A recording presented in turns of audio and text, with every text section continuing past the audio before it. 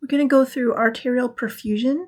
We've done an earlier video about the arteries specifically. Well, those will be a brief review, but it's more about where they're perfusing and the infarcts that would result of their blockages.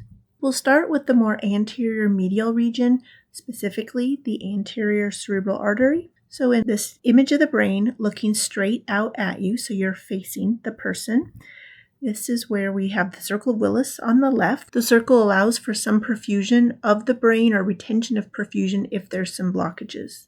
Blood enters the brain via 3 vessels. First, the basilar artery after the 2 vertebral arteries merge, and the other 2 are the right and left internal carotid arteries. Those are the 3 main vessels that supply the brain. Around connecting those is the circle of Willis.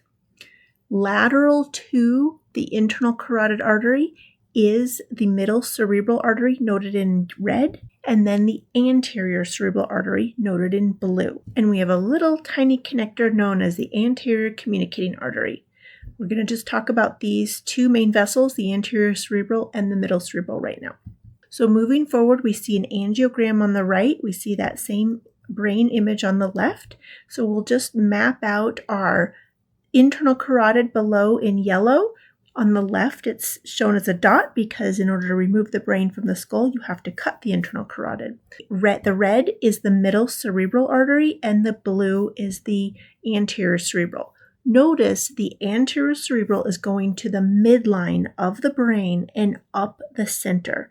This is very important to note, while the middle cerebral moves laterally and then goes up around the outsides. So in this depiction of only the anterior cerebral artery, I would like to overlay this with the motor homunculus. This is a map of what is controlled in our body from the primary motor cortex in the posterior aspect of the frontal lobe. Notice where the anterior cerebral artery is going up through the midline, affecting first the genitals, toes, foot, leg, hip, and trunk as it goes up and arches over. Those are the areas that will be specifically affected if there is an infarct of this ACA. This is a map of the regions of infarct if the anterior cerebral artery is blocked. We can see that it will be the anterior part of the frontal lobe. In the middle image, we see it's definitely along the midline. The one on the right is much farther posterior. So this is also showing that not only is it affecting the motor region as identified in the middle image, but on the right image, it's affecting the sensory region of that same area. This is an example of what an infarct for the ACA would be. We can see it from this axial view from the very top of the brain that it's going to be from the midline and starting to move over. And we can see this a little bit deeper and a little bit deeper now. These are 3 levels.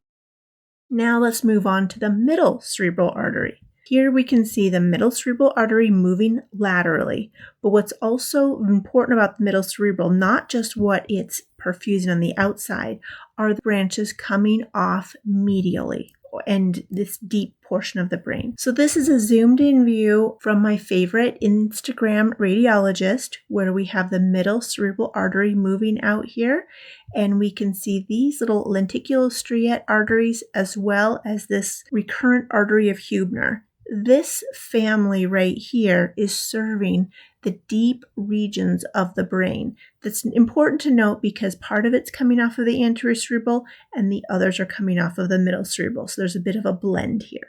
This is a nicer picture showing with the whole brain, and we can see the ACA branch here, the recurrent artery of Hubner, as well as the ventriculostriates. And we can see that they are going straight to the basal ganglia as well as many of the white matter tracts.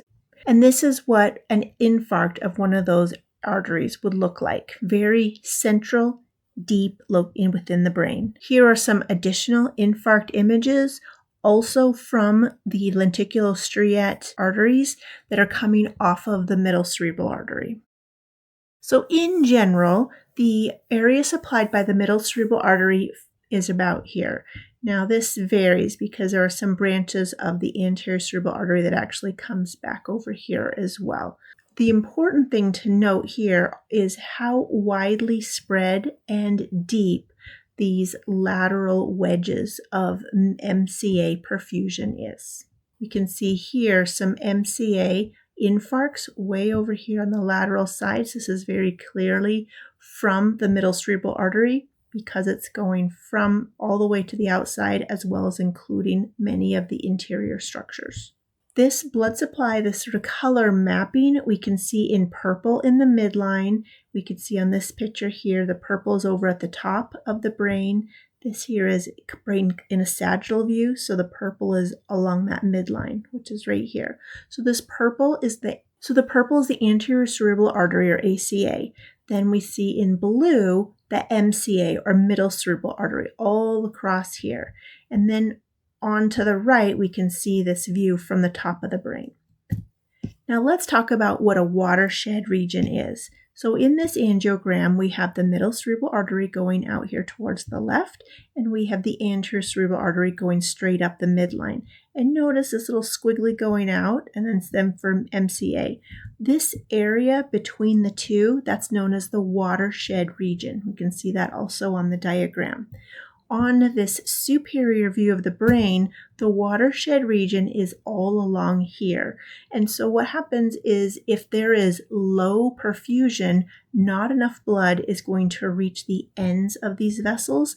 And so infarcts can occur along this line in this watershed region.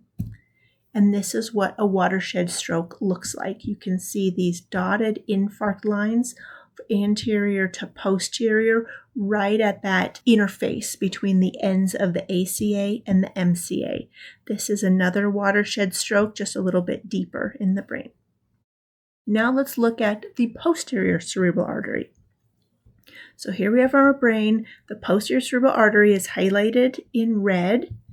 This is a side view where we can see it going to the inferior part of the temporal lobe and all the way back to the occipital lobe.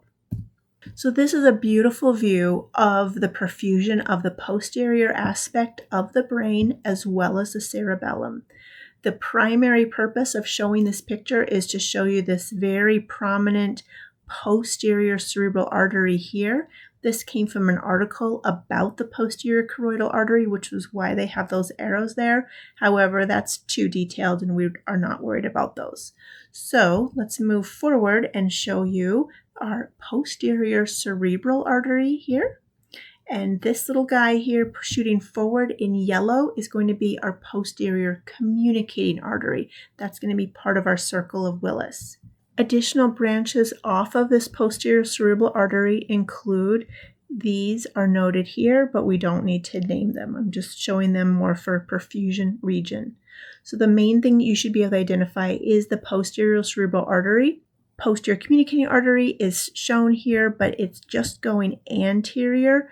So that's the easy way to find that. And then let's review the vessels of the cerebellum. We see our superior cerebellar artery in this region, ICA right here, anterior inferior, and then pica posterior inferior cerebellar. Okay, we'll move down to the brainstem and cerebellum. So we have in turquoise the superior cerebellar artery.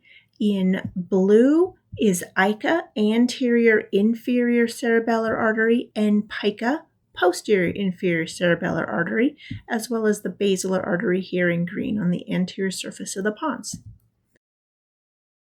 So for the superior cerebellar artery, we can see on this axial view that it is just at the very tip top of the cerebellum. We can see this is the cerebellum because of its distinctive lines as opposed to the wormy structures of the cerebrum. So it's just going to be the top of the cerebellum, and we can see this is where the perfusion is. Now for ICA, we can see that it's coming off much lower. So this is the medullary region. And notice that the area of perfusion for ICA is going to be very lateral in the wide part of the cerebellum, very outside and lateral, while the pica, posterior inferior cerebellar artery, is going to be much more medial and inferior in its perfusion region. And then the pontine arteries are going to be right across the pons itself. So here is examples of superior cerebellar infarct, where we can see we're just at the tip top of the cerebellum because we still see cerebrum located here, and we're at the rounded belly of the pons. So that tells us it's a superior cerebellar artery infarct that's right here on the top of the cerebellum, here to the right in this coronal view. Now, pica, remember, pica will always be more medial. So more inferior and medial. So in this view, we're only seeing the cerebellum, no more of the brain left, and barely any part of the brainstem here. So we have very, very clear it's the pica. And again, this is a very classic medial view of pica. This also is another pica infarct because of the medial nature of the infarct. Now this is ICA, the lateral cerebellum. That is the dead giveaway for ICA.